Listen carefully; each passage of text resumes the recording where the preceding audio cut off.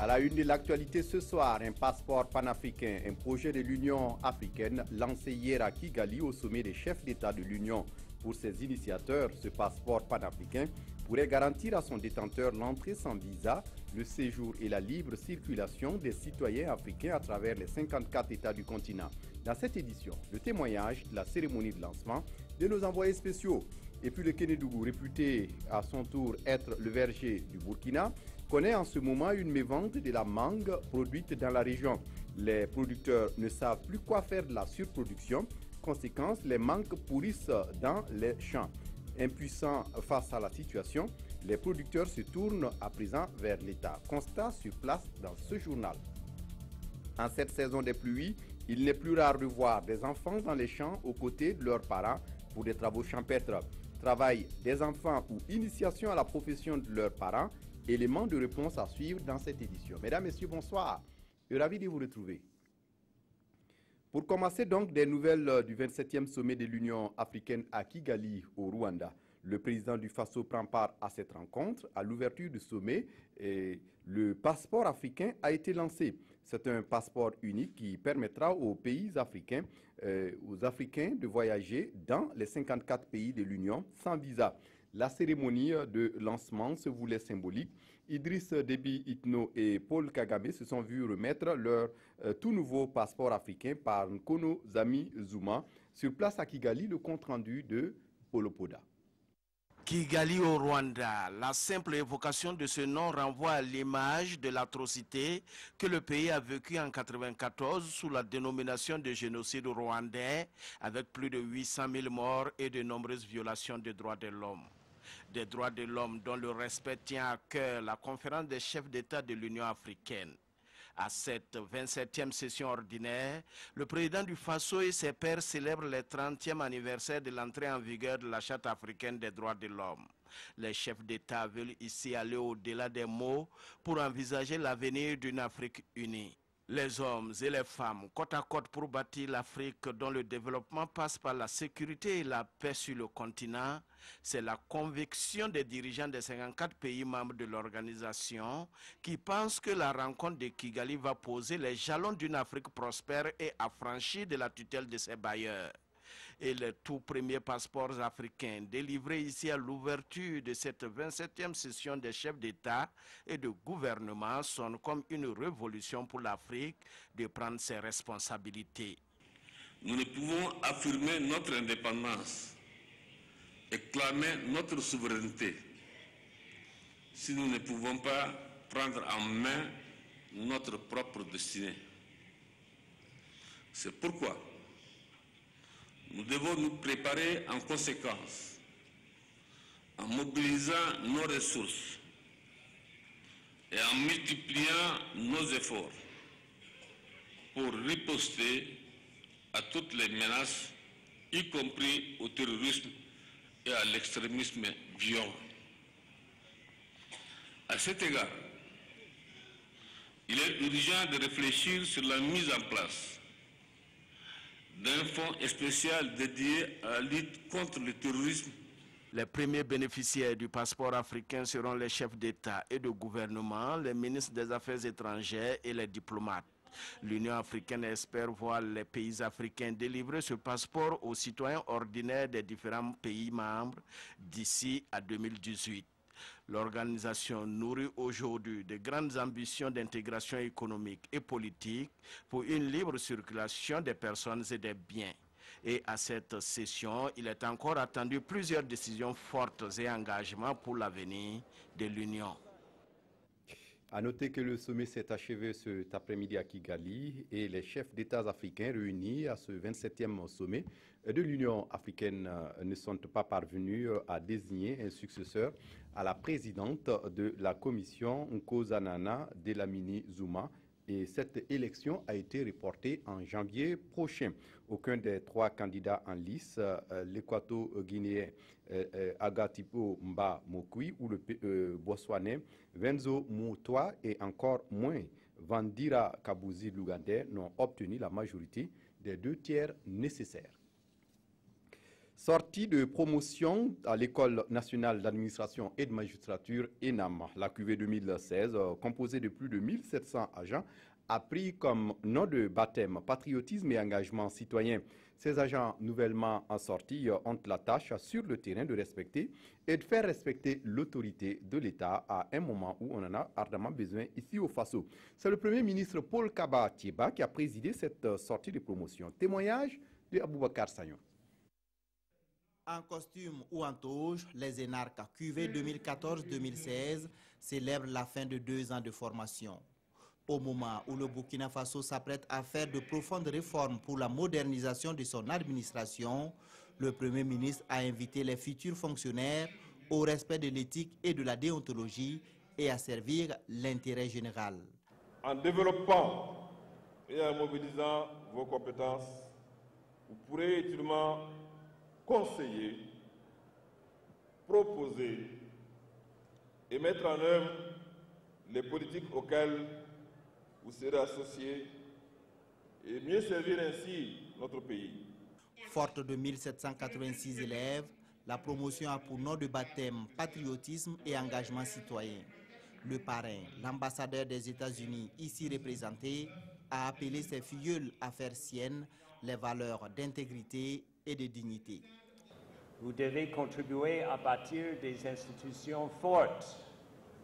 Vous devez apprendre à penser de façon critique et à développer des habitudes de civisme, honnêteté, de patriotisme et de sens du devoir bien fait. Pour le directeur général de l'ENAM, l'école a besoin d'infrastructures et de réformes pour mettre à disposition de l'État des agents de qualité pour une administration plus performante. Les nouveaux commis de l'État, quant à eux, comptent s'investir pour la satisfaction des besoins des usagers de l'administration. Dans un contexte où la justice fait l'objet d'attaques multiformes, il n'est pas du tout aisé d'enfiler la toge de magistrat. C'est donc un défi énorme que nous avons. En plus d'être major, il faut dire qu'on sera suivi avec un œil particulier. Je crois qu'on est vraiment bien formé, on a des compétences, donc on va apporter notre contribution au développement socio-économique du Burkina Faso. Chantal Boni-Nigna, actuel secrétaire général de la présidence du Faso, a été désignée personnalité énarque de l'année. Ce prix distingue un ancien de l'ENAM qui s'est illustré positivement dans sa carrière professionnelle. Et puis avant de poursuivre cette information, à l'occasion de la cérémonie officielle d'ouverture de la session du comité régional de pilotage du projet autonomisation des femmes et dividendes démographiques au Sahel, placé sous le très haut patronage du Premier ministre chef du gouvernement, la direction générale du protocole d'État convie les personnalités invitées à la salle Wango de l'hôtel Laïko à Ouaga 2000 le mardi 19 juillet à partir de 9h. Leur limite d'arrivée est fixée à 8h30 et c'est signé le directeur général du protocole d'État, l'ambassadeur Raymond Balima. Après le coup d'État militaire avorté ce vendredi soir en Turquie, l'ambassadeur de Turquie au Burkina Faso était face à la presse ce lundi. Il a profité de donner sa lecture des faits qui ont fait au moins 290 morts à Ankara et à Istanbul. Le diplomate turc a évoqué également avec les journalistes burkinabés les nombreuses arrestations en cours suite à ce coup d'État manqué. On fait le point avec Paul-David Bambara et Draman Guéné. Au moins 290 personnes tuées en Turquie dans la nuit de vendredi à samedi suite à la tentative de déstabilisation du régime Erdogan.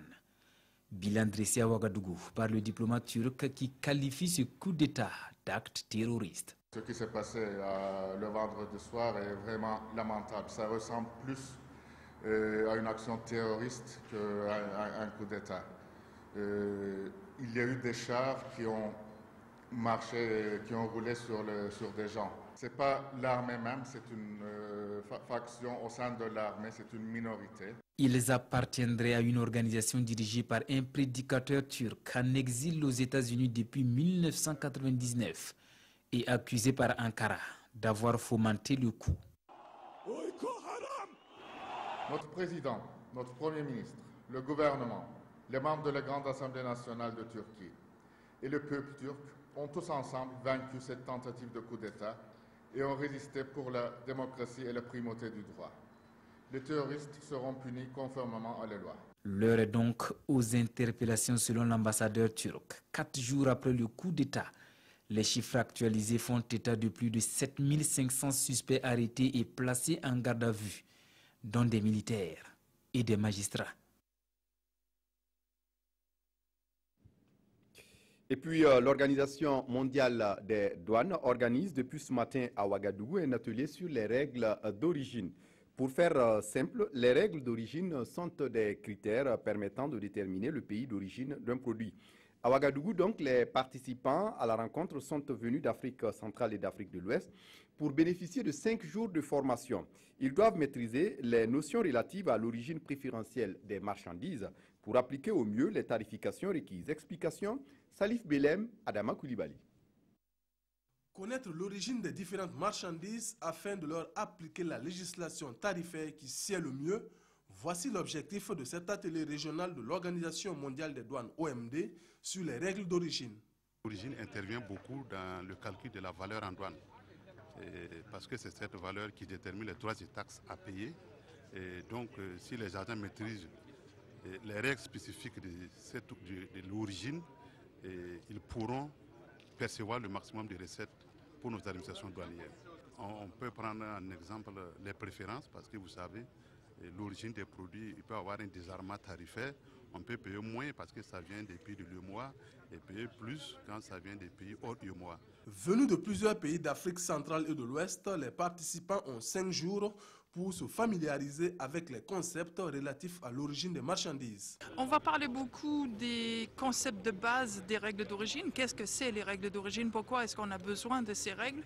Et puis on va parler en particulier sur l'accord de partenariat économique entre la région et l'Union européenne pour que les administrations dans la région connaissent bien les règles et que les pays bénéficient bien de l'accord qu'ils ont signé avec l'Union européenne.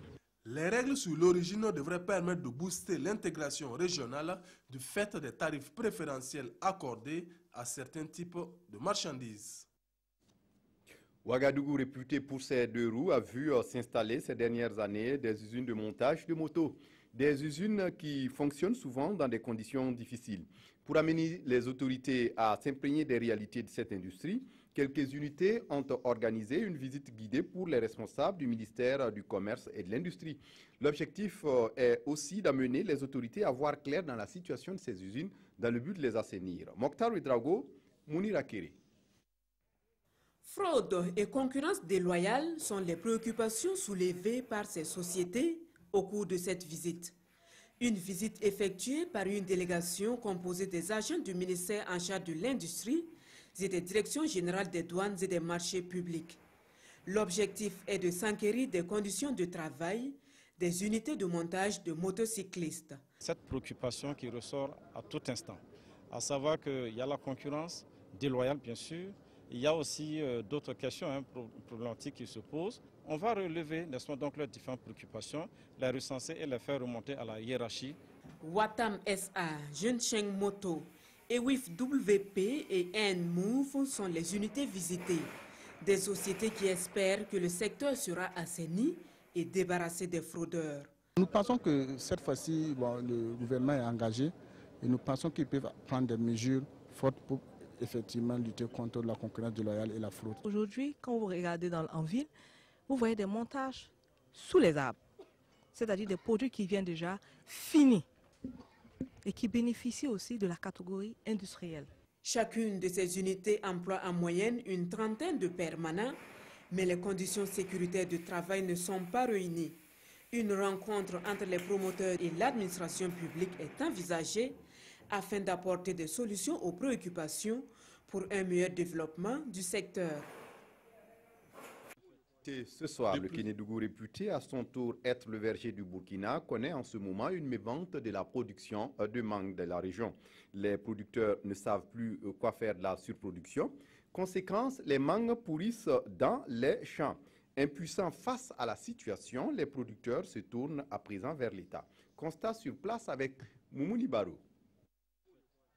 De plus en plus, la production de mangue dans la cité du verger connaît une augmentation grâce à l'extension des superficies et à l'introduction de nouvelles variétés. Des variétés dont la plupart arrivent à maturité en pleine saison pluvieuse et coïncident avec l'apparition des mouches de fruits et autres parasites nuisibles. Conséquence, les mangues sont attaquées, causant ainsi d'énormes pertes chez les producteurs. Ici, il n'y a pas ce producteur cette année qui n'a pas perdu près de 5 tonnes, 4 tonnes dans son verger. Ce grain manguier peut nous donner peut-être 3 tonnes comme ça. Mais aucune mangue qu'on a pu récupérer sur ce manguier. Sur la question de la lutte contre les mouches de fruits et autres fléaux, les producteurs mènent des actions à travers un processus de renforcement technique. Mais jusque-là, le combat est loin d'être gagné car l'on constate l'absence d'une synergie d'action au sein même des producteurs. Les parasites qui quittent chez le voisin rentrent donc de l'autre côté dans l'autre verger. Il faut que ce soit un travail vraiment de groupe, d'équipe, et que l'ensemble donc des producteurs acceptent et mettent donc en pratique donc ces technologies recommandées. Les propriétaires des vergers évoquent également un autre type de problème auquel ils font face sur le terrain. Pas d'infrastructures routières adéquates pour faciliter l'écoulement des produits de la campagne vers la ville. Les routes là ne sont pas en bon état. Donc, pour que les camions se déplacent, arriver ici, c'est tout un problème. Donc, il y a certains coxeurs qui demandent d'amener les mangues en ville. Si tu n'as pas ta propre charrette, donc ça devient un peu compliqué. La production qui échappe à l'attaque des mouches est acheminée vers les différents centres de collecte. Mais pour les acteurs de la filière mangue, ce n'est pas encore le bout du tunnel. Nous partons les chercher en brousse au nom des grossistes. Souvent, ils ne viennent pas et les mangues pourrissent. Avec des crédits qu'il faut rembourser, c'est pas facile. Des unités de transformation de mangue implantées depuis quelques années à Orodara absorbent une partie des fruits, même si elles restent infimes. La dafanée est là. Même si on gagne 3 dafanés ajoutés à celui d'ici, que ça fait 4 dafanés, on peut dire même que ça ne peut pas finir la production. Vraiment, il faut des unités de séchage, en tout cas pour nous satisfaire. Sinon, vraiment, il y a la production. Pour ce qui est de la transformation, je dirais que nous montons un peu en puissance. La première année, c'était un essai parce que on voulait voir si ça pouvait marcher. La deuxième année, l'année passée, nous avons produit environ 8 à 10 tonnes. Et cette année, nous envisageons au minimum 18 à 20 tonnes. Pour sauver la filière mangue, la réduction du taux d'infestation des vergers sonne comme un impératif. À ce titre, quelques vergers pilotes font l'objet d'un accompagnement en termes de traitement et de suivi. Notre chance aujourd'hui est l'INERA et le ministère de l'Agriculture, à travers donc, un projet de la CEDEAO, est en train de mettre en place des vergers pilotes. Le projet donc a ses débuts. Nous avons au moins un verger pilote dans la zone de Koloko. Avec l'évolution de ce projet, nous aurons un maximum de vergers avec le temps qui pourront être certifiés. La province du Kénédougou produit à elle seule environ 25% de la production totale, soit environ 250 000 tonnes. Je vous le disais en titre également, cette saison des pluies, il n'est pas rare de voir des enfants travailler dans les champs aux côtés de leurs parents pour des travaux champêtres. Travail des enfants ou initiation à la profession de leurs parents. Draman Dadian s'est intéressé à la question. Il est allé à la rencontre d'une famille de cultivateurs à Nadio dans la Sicile. Images et commentaires. Son champ de coton au stade de l'éveil, Salif Nia et ses enfants mettent à présent les bouchées doubles pour labourer les 7 hectares prévus pour le maïs, situé juste à côté. Nous sommes à Nadion, dans la Sicile. Faisal, 9 ans, est en cours préparatoire 2e année CP2. Son grand frère Eskandar, lui, a jeté l'éponge au CE1 au profit des travaux champêtres. Quand j'étais à l'école, le maître aimait me chicoter. Ici au champ, ce n'est pas le cas et moi je préfère cultiver. Pour son père, il n'y a pas de doute, l'agriculture nourrit son homme et il faut apprendre aux enfants à bien entretenir le champ.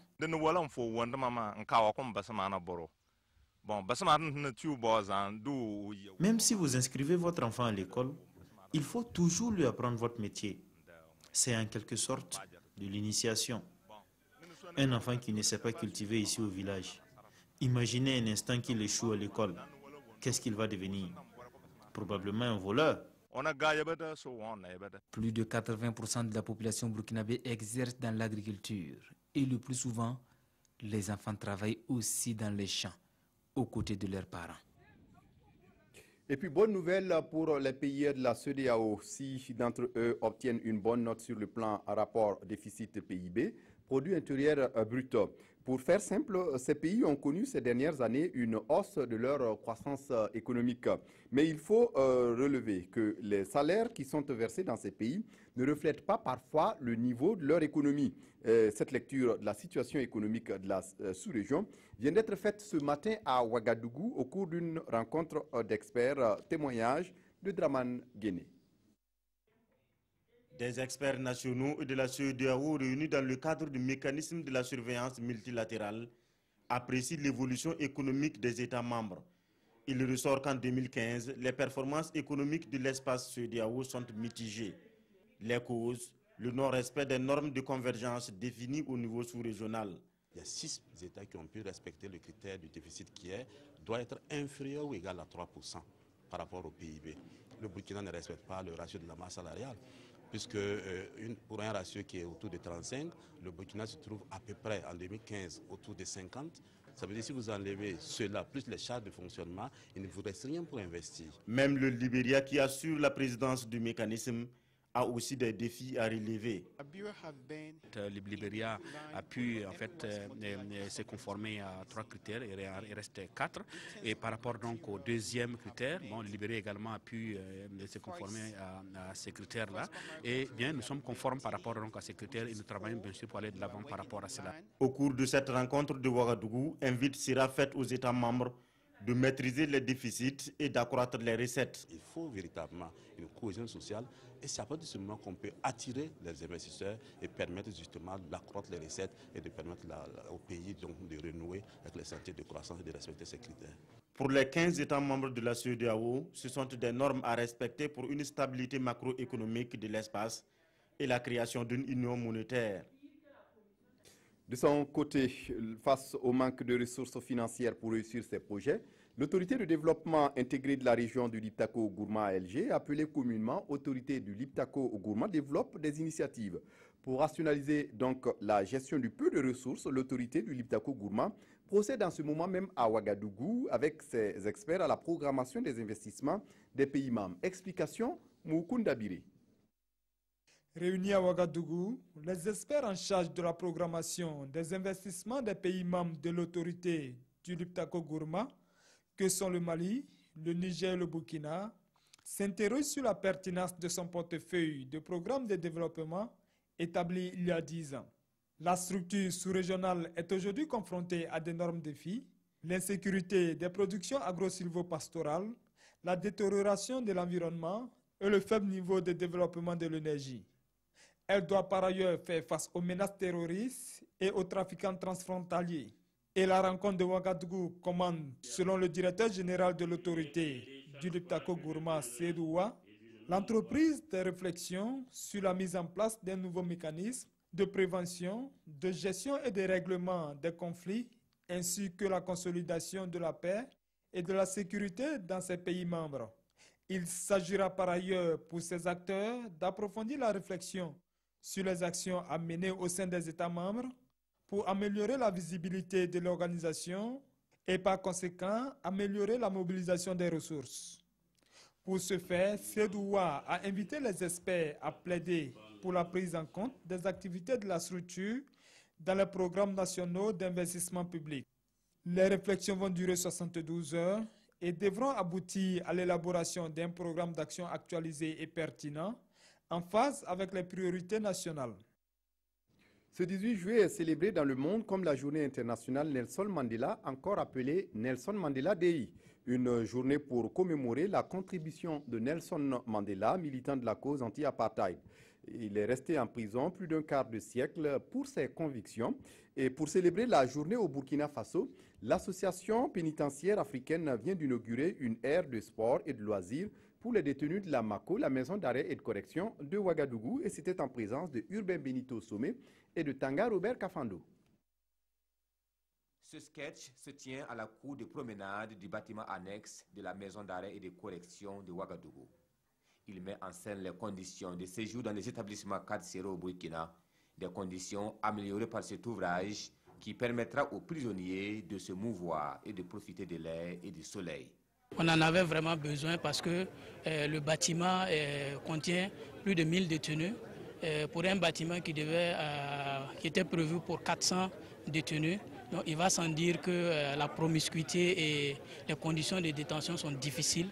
Une aire de promenade dans une prison pourrait paraître paradoxale, mais les questions de sécurité sont prises en compte, rassure le ministre en charge de la Justice. L'aire de promenade est destinée justement à recevoir les détenus pour qu'ils puissent prendre leur lit, mais en assurant les questions de sécurité.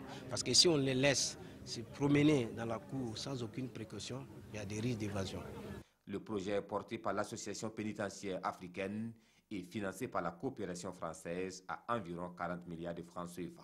Au-delà de la valeur qui est importante, moi ce que je retiens, c'est le côté très pratique, humain pour les prisonniers. La France est la patrie des droits de l'homme et les prisonniers sont aussi des hommes. L'inauguration de cet espace entre dans le cadre de la célébration du Mandela Day, une journée choisie par les Nations Unies pour rappeler la nécessité d'humaniser les prisons dans le monde. En culture, le retour des RIPO, les rencontres internationales de peinture de Ouagadougou, après 10 années de pause. Une opportunité de promotion des expressions culturelles du Burkina, mais aussi des arts plastiques comme la peinture. Une cinquantaine d'artistes plasticiens donneront à voir plus de 200 toiles. Amadine Lalsaga. Ce sont environ 200 toiles qui sont exposées ici, à la Maison du Peuple, à l'occasion de la 2e édition des rencontres internationales de peinture de Ouagadougou, RIPO. À travers ces œuvres, les artistes plasticiens venus d'Europe, d'Asie, d'Amérique, du Moyen-Orient et d'Afrique interpellent sur le rôle de l'art et des artistes face aux exigences de la mondialisation. D'où le thème des RIPO 2016, contribution de l'art contemporain face au questionnement des équilibres mondiaux. Je suis content de constater que nous avons une participation assez intéressante puisque nous avons des artistes représentant 16 pays différents et différents continents. Je suis également content de voir les RIPO reprendre vie. Les RIPO se veulent un cadre de promotion d'artistes plasticiens, amateurs et professionnels selon la promotrice. L'acte 2 des RIPO se tient 10 ans après la première édition. Il y a eu pas mal d'embûches, mais aussi il ne faut pas faire l'art pour faire l'art. Je pense qu'il faut le faire au bon moment. Dans la vie, rien n'est acquis. Voilà. Donc ces 10 années témoignent de cela. Des expositions de toiles sont également prévues dans les centres Lucaré, Napambego et Nanego du 16 au 22 juillet 2016. Et puis au Maroc, le Festival du cinéma africain de Kouribga a débuté samedi. C'est une manifestation annuelle qui joue un rôle important dans la culture et la conscientisation des citoyens à travers le 7e art. Mathias Drabo et Kadi Sanogo sont nos envoyés spéciaux au Maroc. Compte rendu. C'est parti depuis ce samedi 16 juillet pour la 19e édition du Festival du cinéma africain de Kouribga au Maroc. Pour la cérémonie d'ouverture, un hommage a été rendu au cinéaste tunisien Tahar Cheria, décédé en 2010. Le film À l'ombre du baobab du réalisateur Mohamed Chalouf, qui a été projeté, est un portrait de ce monument du cinéma africain, fondateur des journées cinématographiques de Carthage. Ce festival est une opportunité pour les hommes du 7e art de découvrir des productions africaines, de se côtoyer et de profiter pleinement d'un programme riche et varié. Pour l'ouverture de cette cérémonie, écoutez, moi je suis content, c'était très chaleureux. Et je pense que l'hommage qui a été rendu à Tahar Cheria, et à travers lui à Ousmane Sembène, Et à tous ceux qui ont été à la naissance du cinéma africain, je pense que c'est un hommage qui était vraiment mérité et qui pour nous tombait vraiment à point.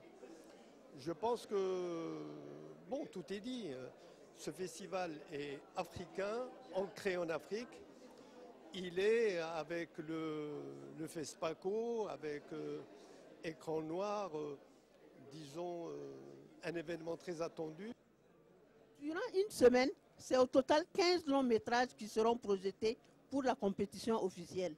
Un jury de 7 membres, qui est présidé par le philosophe français Edgar Morin, va départager les productions africaines. On referme cette édition par la revue de presse des quotidiens ce lundi, des livraisons largement dominées par des sujets politiques. Revue de presse signée Abdourahmane Zongo. Le comité des droits de l'homme s'insurge contre le recadrage des Kogluego. Le dit comité révèle les dernières nouvelles du Faso, préconise plutôt le renforcement de la présence des forces de défense et de sécurité pour garantir justement la sécurité des habitants afin, je cite, d'éviter que les Kogluego se substituent à l'État et exécutent des missions de maintien de l'ordre. Ces Kogluego font aussi mauvaise presse dans les quotidiens L'Observateur et Le Pays, qui choisissent pratiquement la même une. Nous allons les démanteler, mais de façon intelligente. Allusion faite à un extrait des propos de Mathias Tankwano, l'intéressé affirme dans les colonnes des éditions Le Pays, « Dans un état de droit, c'est inadmissible que des groupes d'autodéfense se développent.